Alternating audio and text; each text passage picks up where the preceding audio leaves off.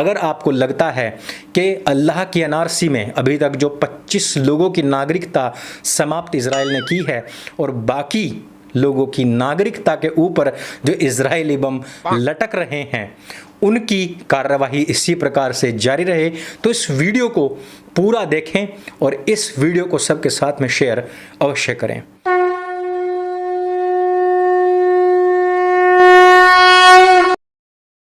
नमस्ते दोस्तों, आप सबका एक बार फिर से स्वागत है आपके अपने YouTube चैनल सत्य सनातन में। कुछ दिनों पहले ही हमने आप लोगों को बताया था किस प्रकार से यरूशलेम में मुसलमानों ने घुस करके मस्जिद अल अक्सा में ज़बरदस्ती अलविदा जुमे की नमाज़ पढ़नी शुरू कर दी थी और उसके बाद में उन्होंने हिंसक भड़काऊ भाषणबाजी की थी, जिसके बाद में इजराइल की सेना ने उन लोगों के ऊपर आंसू गैस के गोले छोड़े थे और रबड़ की गोलियों से वार किया था। भीड़ को वहाँ से झटका दिया गया था, लेकिन तभी ये बात पता लग गई थी, जाहिर हो गई थी कि अब इसका बदला इस्लामिक आतंकवादी देशों के साथ मिलकर के इजराइल से जरूर लिया जाएगा और वही सब कुछ हो रहा है। कल से लगातार इजराइल और फिलिस्तीन के बीच में लड़ाई जारी है। हर दिन का सूरज ऐसा उगता है जैसे कि बमबारी हो रही हो और बमबारियां ऐसे हो रही हैं जैसे कि कोई सूरज उग रहा हो।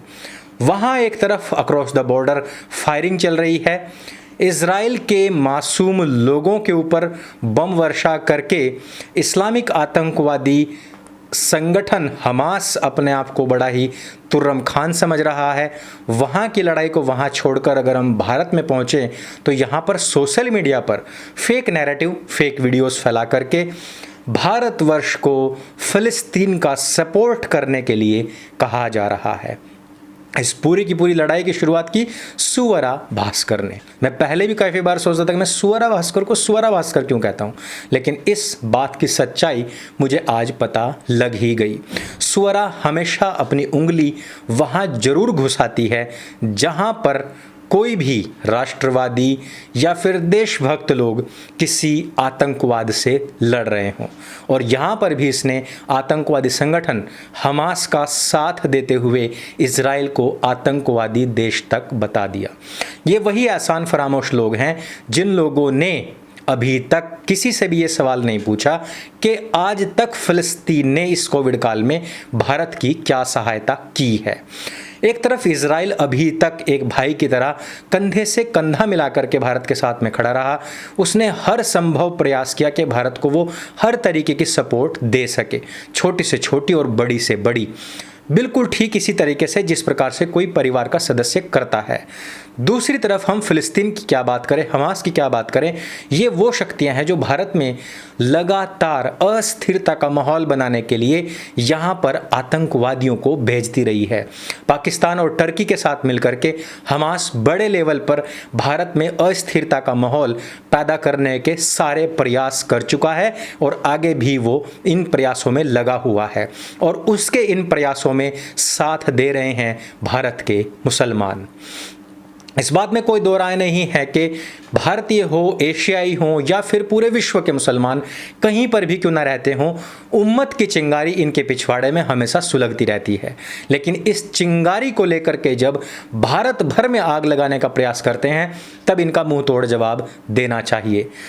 एक तरफ मैंने एक ट्वीट देखा जिसमें शर्जील उस्मानी कह रहा है कि भारत के लोगों को अब उन सभी ब्रांड्स का बहिष्कार कर देना चाहिए जो इजराइल से ताल्लुक़ रखते हैं। अब जरा आप खुद सोचें कि बुध बाजार से सामान खरीदने वाले पंचर पुत्र, और बुध बाजार की भी औकात चलो मान लेते हैं कि कुछ देर के लिए काफ़ी बड़ी है, कबाड़ी बाजार से सामान खरीदने वाले पंचर पुत्र HP और प्यूमा के बहिष्कार की बात कर रहे हैं। मुझे तो लगा था कि फ्रांस का बहिष्कार करने के बाद में फ्रांस तो घुट घुट करके मर गया होगा। वहाँ पर हमने देखा कि फ्रांस पहले से अच्छी ग्रोथ कर रहा है, और ना केवल ग्रोथ कर रहा है बल्कि यहाँ भारत में ऑक्सीजन प्लांट्स लगा रहा है, यहाँ पर वो मेडिसिन्स भेज रहा है, और ये पंचर पुत्र उन्हीं मेडिसिन्स और उन्हीं ऑक्सीजन प्लांट्स से ऑक्सीजन और मेडिसिन्स भी ले रहे हैं। लेकिन दूसरे ट्वीट में मैंने देखा कि बताया ये जा रहा है कि भारत के जो हिंदू हैं वो भारतीय मुसलमानों के द्वारा उनको मुखाग्नि दी जाने के बाद में, अरब देशों के द्वारा ऑक्सीजन भिजवाए जाने के बाद में सारी सपोर्ट करने के बावजूद भी यहाँ का हिंदू हमास और फ़लस्तीन का सपोर्ट नहीं कर रहा है। दो अलग अलग बातें हैं। मतलब सपोर्ट आया किसी से और सपोर्ट मांगी जा रही है किसी और के लिए। इन सभी बातों का समाधान मैं पहले भी कर चुका हूं, लेकिन एक बार फिर से करना अत्यंत आवश्यक है, क्योंकि रमज़ान में शायद ऐसा लगता है कि झूठ को फैलाना भी एक सुन्नत है और लगातार लगातार झूठ बोले जाने को भी शायद हो सकता है बड़ी सुन्नत मानी जाती हो। जैसे कि ISIS खुद भी कहता है कि अंतिम दिनों में रमज़ान के अगर आप इस तरीके का जिहाद करते हैं तो आपको डबल सवाब मिलता है। तो यहां पर एक सबसे बड़ा सवाल यह बनता है दोस्तों कि जिन देशों से भारत को सहायता राशि आई, क्या वो देश हमास को सपोर्ट करते हैं या फ़लस्तीन को सपोर्ट करते हैं? टर्की और पाकिस्तान के अलावा फ़लस्तीन और हमास के साथ कोई नहीं खड़ा हुआ है। मैं आपको बता दूं कि UAE, सऊदी अरेबिया जैसे जितने भी देश हैं वो पहले ही इजराइल और अमेरिका के साथ खड़े हुए हैं और अमेरिका ने बहुत साफ और सच्चे शब्दों में कहा है कि हम इस समय इजराइल के साथ में खड़े हुए हैं। लेकिन मैंने पहले ही बताया था कि उम्मत की चिंगारी जब भारतीय मुसलमानों के पिछवाड़े में सुलगती है तो वो ये सोचना और समझना भूल जाते हैं कि उनको बोलना क्या है। दूसरी सबसे बड़ी चीज़ ये कहते हैं कि भारत में भारतीय मुसलमानों ने हिंदुओं को मुखाग्नि दी। मुजफ्फरनगर की मुखाग्नि के बारे में अलग से वीडियो बना करके मैंने आप लोगों को बताया था कि मुखाग्नि घर के परिवार के लोगों ने दी थी और वो पंचर पुत्र केवल उनका गाड़ी चलाता और पंचर बनाता था, सिर्फ वो वहाँ पर पहुँचा हुआ था। डायरेक्ट उस पर्टिकुलर टाइम में उसकी फ़ोटो लेकर के वायरल की गई। और रमज़ान में, मैं कह रहा हूं रमज़ान में मैंने इससे बड़ा झूठ कभी नहीं देखा था, लेकिन शर्मिंदगी इनको बिल्कुल भी नहीं आती है। बहुत बेगैरत लोग हैं, इन्होंने किसी ने भी उसके ऊपर माफ़ी नहीं मांगी थी। दूसरी चीज़ मैं बताऊं कि इस भारत के अंदर 7,000 मीट्रिक टन उत्पादन होता है। अकेले अंबानी खानदान 1,000 मीट्रिक टन दे रहे हैं। सभी देशों से सभी सहायताएं आई हैं, उसमें यहूदियों का देश इजराइल भी है और फ्रांस भी है, जिसका कि बायकॉट भारत और पाकिस्तान के मुसलमान करने को बोल रहे थे। आज उन्हीं की दवाइयाँ, उन्हीं की वैक्सीन और उन्हीं की ऑक्सीजन पर भारतीय मुसलमान भी जिंदा हैं। तो इतने बेगैरत लोग हैं। 80 मीट्रिक टन की बात करते हैं। आजम खान को प्रति मिनट 10 लीटर ऑक्सीजन चाहिए, प्रति मिनट। कहाँ से लाएंगे ये ऑक्सीजन? नबी के शहर से आएगी क्या? 80 मीट्रिक टन के बाद में कोई नाम निशान नहीं। लेकिन उन सभी इस्लामिक देशों को भारत ने कितनी दवाइयाँ भेजी थी, आज तक भारतीय मुसलमान इस पर चुप्पी साधे हुए बैठे हैं। दोस्तों मैं आपको एक बात बता दूं कि सुअर हमेशा झुंड में चलता है और शेर हमेशा अकेला शिकार करता है। बेंजामिन नेतन्याहू इस बात में बहुत क्लियर हैं कि उनको अपनी नस्ल और फसल बचानी है। वो अकेला शेर अकेला ही शिकार के लिए निकलता है। और आज जितने भी इस्लामिक देश हैं अधिकतर वो इजराइल के पक्ष में बैठे हुए हैं, उसके साथ संधियों में घिरे हुए हैं, बंधे हुए हैं। और बाकी बचे हुए पाकिस्तान, टर्की और फ़लस्तीन जैसे देश, उनको वो यूं चुटकियों में रगड़ सकता है। गलती पहले फ़लस्तीन ने की थी। आज जो हम देख पा रहे हैं वो इजराइल का वो रवैया है जिसमें उसने कह दिया कि किसी UN और किसी दानवाधिकार के चक्कर में हम नहीं पड़ते, हम सिर्फ और सिर्फ अपनी नस्ल और फसल बचाने के लिए कृत संकल्पित और प्रतिबद्ध हैं, क्योंकि इन लोगों के लिए ही हम चुने गए हैं और इन्हीं लोगों के वजह से हम जिंदा हैं। भारत में भी शासन करने वाली तत्कालीन सरकार को, सबका विश्वास जीतने वाली सरकार को ये बात समझनी पड़ेगी कि पूरे विश्व में आज यदि कोई भारत की तरफ देखता है तो उसको इस वजह से देखता है क्योंकि सनातनी परंपरा केवल यहीं पर जीवित रही है।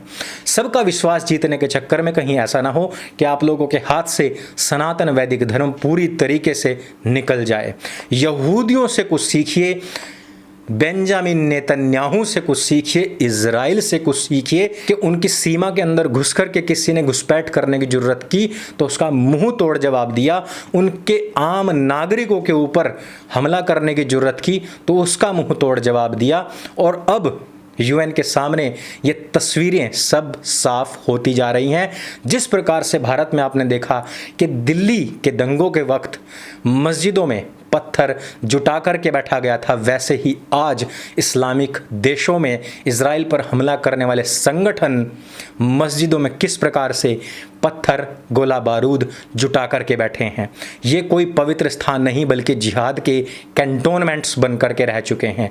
आज दुनिया देख रही है कि किस प्रकार से हमास सीधे 90 के एंगल पर गोले दाग रहा है ताकि वो गोले वहीं पर उनकी मासूम जनता के ऊपर गिर जाएं और फिर यूएन में रोना रो सके, विधवा विलाप कर सके कि देखिए कैसे इजराइल ने हमारे लोगों को मार दिया है।